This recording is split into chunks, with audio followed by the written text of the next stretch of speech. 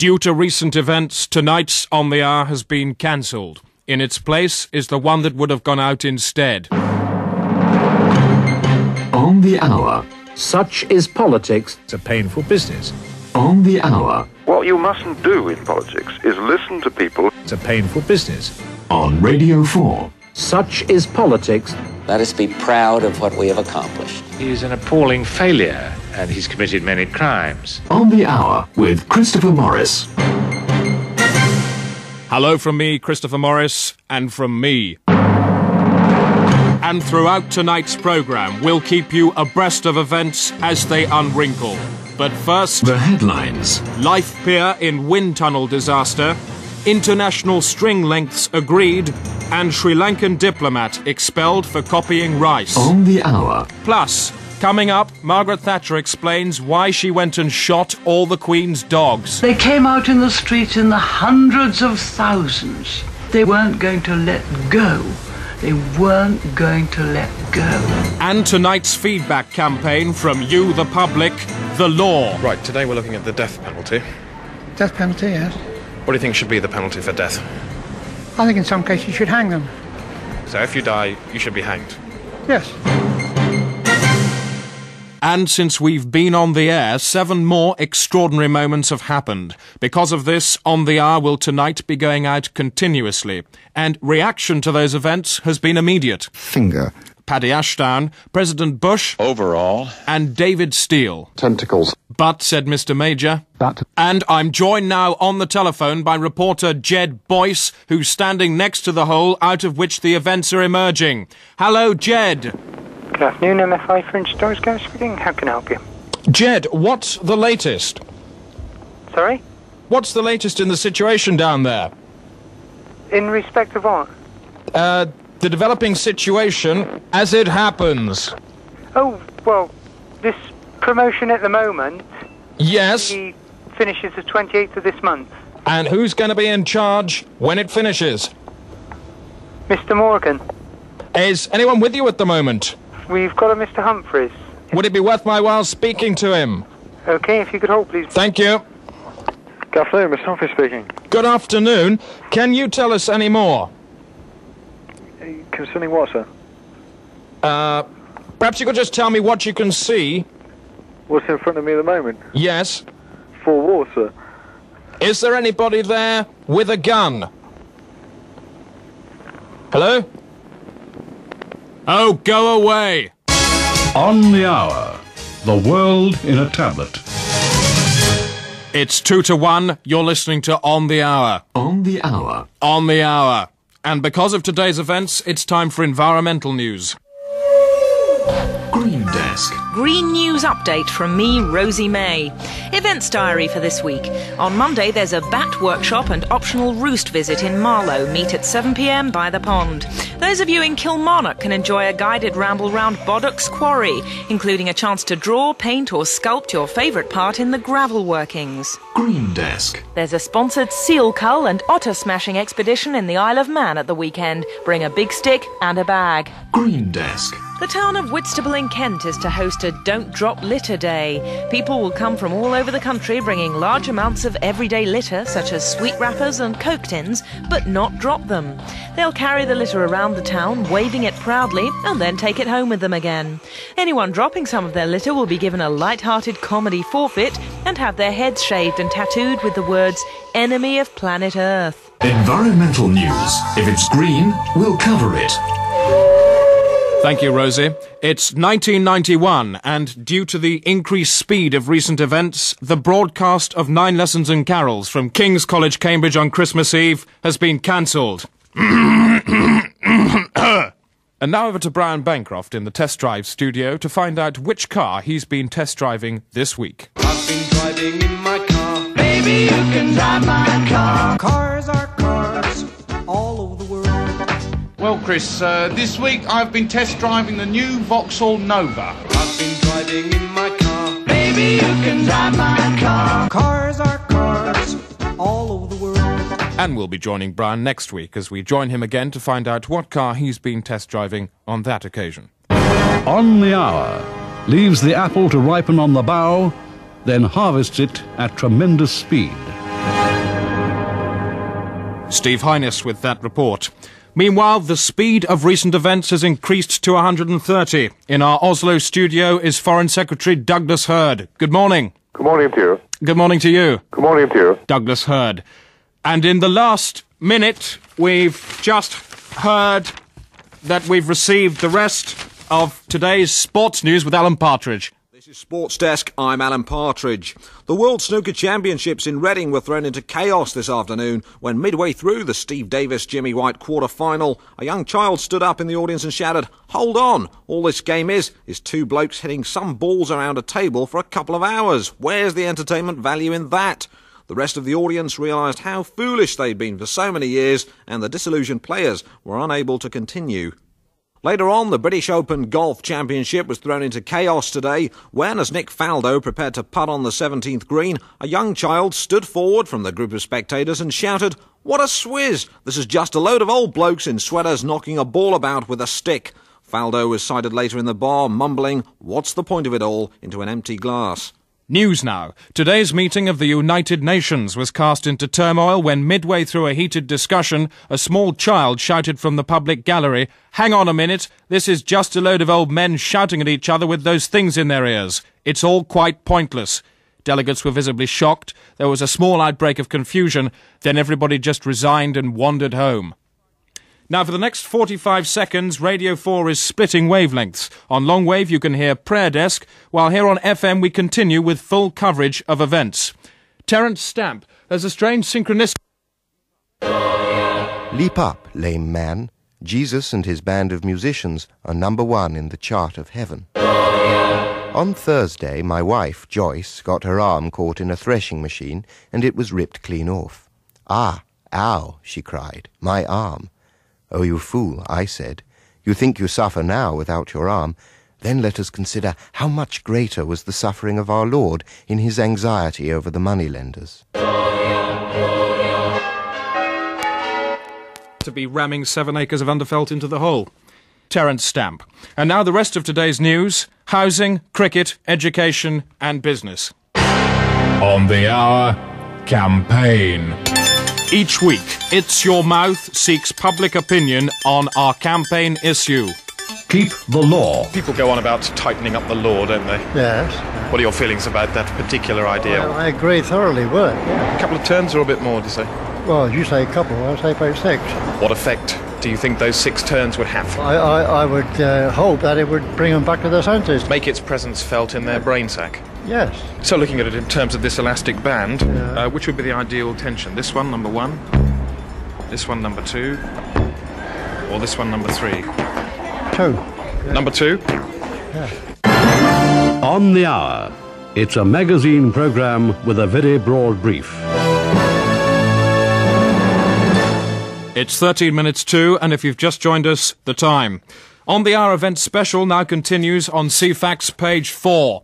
On this frequency, this week's audio pullout is supplied by the staff of Get a Life magazine, your guide to what to do with yourself in your free time. Dominic Fitch, as the events napkin unswivels... Get a Life. Very interesting things to do for people with lots of spare time. Get a Life. Truro's top tourist attraction. 3 miles from Truro on the A3076 Truro Newquay Road. Come and visit Worm World. Yes, a whole world of worms. Fun for all the family. See thousands of different worms from all over the West Country in their natural habitat, the ground. Visit Wild Worm Arena World and the hilarious French Revolution worm diorama. Our tame worms are tossed towards your hands by trained volunteers. Probably the largest collection of worms in the West Country. Worm World, Truro 0872 223 5689. You won't have to worm your way in, there's a gate. Get a Life. Hobbies. This week's hobbyist is Clive Tubman of Hales Owen. My hobby is that hobby of collecting different sounds of different types upon my audio cassettes that I buy at the shops. A day in my hobby can start as soon as I wake up. The alarm clock. I'd better tape its sound that it is making. Alarm clock, Friday the 12th of July, 1991. Around midday, I usually go down to the shopping centre, where all my fellow sound collectors gather to collect sounds of things. Shopping centre, 1300 hours, 12th of July. Good morning, Clive. Ian Dealey's voice. I've taped some good sounds today, Clive. A prayer moving, a bird, and a stick in the gutter. I made a copy of the stick if you want to trade. No, I've got lots of stick sounds. Would it be possible to hear some of your favourite sounds? Interviewer's voice speaking, 1507. Yes, thank you for asking. They can be heard. They are sounds, after all. Yeah. No, I mean, can you play some of them to us now? Oh, all right. Sounds being heard, 1508. This one is the sound of an old woman's face slapping against the windscreen of my speeding car. It was very hard to get. I had to do it 4 or 5 times, and on one of the times, I'd forgotten to switch on my recorder. Do you want to hear it? No. I actually think we'd better be going. Bored? Want weekend fun? Strongly disapprove of traffic congestion? Like hats with yellow and black enamel badges on them? Then the sealed clamp is for you. Every weekend we meet up, don the uniforms of the great traffic wardens of London and reenact classic vehicular confrontations. But I was only away for 2 minutes. You could have blocked the passage of a fire engine and caused hundreds to die in an inferno, you thoughtless fascist. Oh God, I'm sorry. I didn't realise this was a no parking zone. Oh, well, I didn't realise this Uzi was loaded. Yes, it's a fun weekend of gridlock untangling mayhem. Clamp the Porsche. Put a ticket on that Lamborghini. For more information about the sealed clamp, ring 075 257525. That's the ticket. And now the Get a Life guide to free events around the country. September the 5th, Stylish Names Day, the Lake District. Fed up with your unstylish name like Ian, Alec, Keith, Graham, or Sarah if you're a woman? Well, never mind. Come along to the Lake District, where in the beautiful surroundings you can pretend to have a different and stylish name for a day on your own. You could be Rock, Crispin, Trevor, Spanky McFarland, or Sarah if you're a woman. And it's free. Remember to organise your own food, accommodation and transport, and to be on your own. September the 9th. Shape and Colour Free Home Think Tank Hour. Stay at home on your own for an hour and think about shapes and some colours. And it's free. Remember, black and white are not colours in the true sense. September 12th. Farnham Malting's Texture Afternoon for kids and pensioners. Kids are still developing their sense of touch, and old people may have lost theirs, so how can either group be expected to choose the ideal lounge or bedroom furniture covering fabric? Texture volunteers at the Maltings Farnham will blindfold and gag all guests on the day and rub differently textured objects against the sensitive areas of the old people's and children's texturally underdeveloped bodies. Fancy a pumice stone on your eye, a hamster against the rough skin on the bottom of your feet, the mess from the inside of the nozzle of a modern garden hose against your thigh or genital? Then get along on the day, but only if you are a child or very old. On the hour, the audio pullout is now complete. Welcome back to On the Hour, Events Plus. Coming up over the next strand of programming, another disturbing report on childcare from our reporter Kevin Smear. This is obviously painful for you to talk about, but please continue to talk about it. What do you want me to say? Just say how unhappy you are with the present situation. I'm very unhappy with the present situation. Plus, we talk to the butcher from Islip for whom meat spells danger. The next thing I knew, it went off in my hands. But the main story today has, of course, been the continuous unravelling of events. Earlier today, I spoke to Foreign Secretary Douglas Hurd for his response. The local farmer's Angus bull had found me and thought it was great fun to roll me down the riverbank and in toward the river and me still inside a damn bag. Needless to say, you've never seen anyone come out of a sleeping bag faster than I got out of that one. Douglas Hurd. The rest of today's news is read by the continuity announcer. Scientists today are claiming a major breakthrough in head transplant surgery. The operation involved replacing the head of a mouse with a human finger. Digit donor Slap Tantrum said, "At first I was disconcerted by the absence of my right index finger, but I felt much better when I saw it scampering around a cage on the end of a mouse." WAG technicians, who call the new animal sconce knuckle, declared the operation a complete success and insist the finger-face rodent is delighted with its new shape. But slaphead behaviour baron Des Morris is deeply concerned. These people should have learned their lesson when they tried to equip a dog with the neck of an earwig. Mammals are vain creatures, and with no face, the sconce knuckle will feel deeply humiliated and could start running into things in fits of self-loathing. The dog drowned itself after assuming it had turned into a fish. New education proposals announced this morning will require all primary school infants to play golf. The Education Secretary said, "It's a matter of irrefutable fact that no one has ever been educated under a Labour government." This is Sports Desk. I'm Alan Partridge. Fishing news. Shut up, Alan. I want you to stop. News has just come through, and I'm afraid it's war. This report from our reporter, Peter Porter. It's the High Priest of Battles. It started when the minister cut the ribbon and declared the war open. My name's Peter Porter. This is my war. Blinking like a groggy giraffe with dust in its eye caught in the 7,000-watt beam of a low-flying aircraft on the darkest night of the year, I stumbled from my bunker this morning. The bunker I had dug with the men from the battalion. Good men, strong men, each one capable of pulling the trunk off a cock elephant at 30 yards. And now, my comrades and friends too, allowing me to wear combat clothes and run ahead of the tanks into battle. As I speak, swarms of missiles narrowly miss my head. There goes one. I'm running over to see now how many of my new friends are just so much charred flesh and bone. My right arm's just been blown off. There's a camera crew. Look at me. Look at me. My right arm's just been blown off. Thank you. And on into battle. Oh, there goes my other arm. The sound you can hear now is my lower torso being vaporized, but never mind. It's not my safety that counts. Information is paramount. Strap my head to the rocket and blast me into the center of battle. 13 megaton warheads exploding all around. Rivers of blood. I counted them out. Oh, sorry, the sound effects. The sound effects broken. Bugger. Sodding sound effects. On the hour, in the thick of the action, with a microphone. And I believe the press conference is about to start. We'll join them now.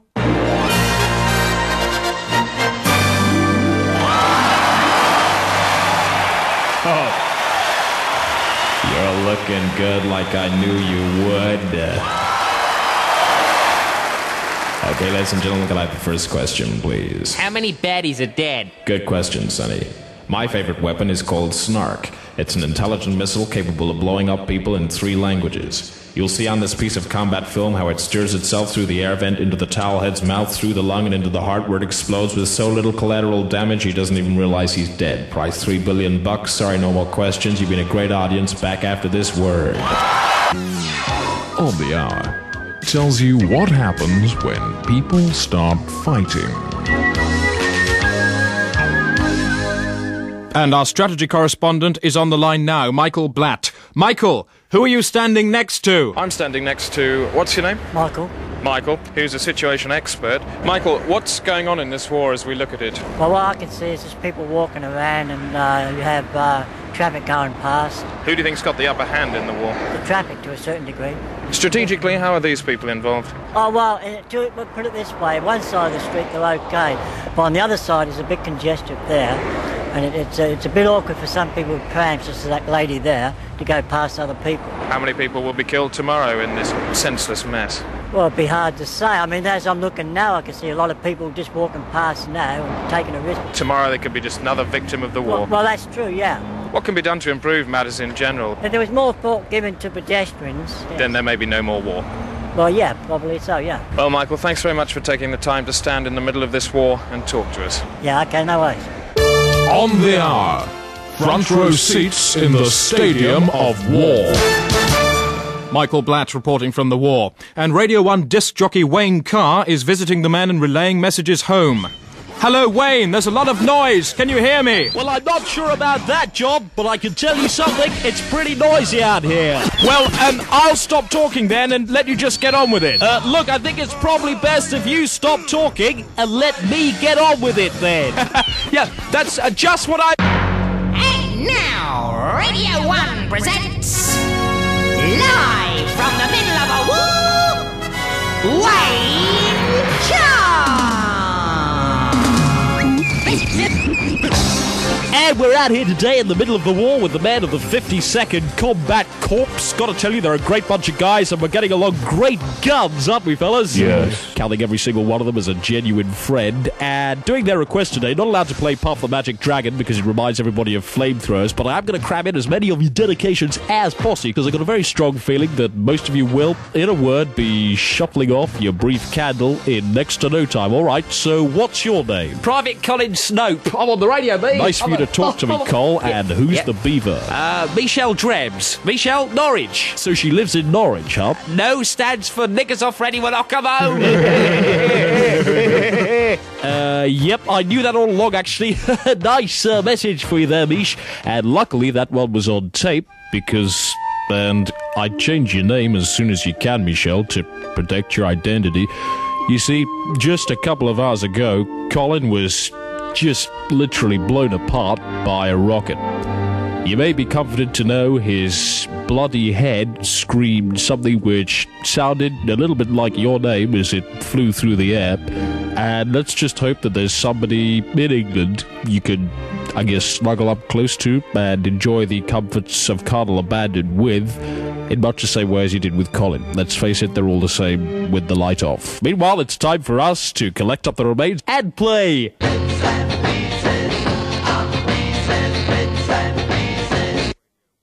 Radio 1. Now, not even our news service can be everywhere at once. That's where interpreters like war composers come in. Men who travel to the lines to experience the harsh realities of war, then communicate those realities in the form of music. This year's official war composer is Michael Philip Neumann, and here's a repetitive from his work entitled War Goes Bang. War goes bang.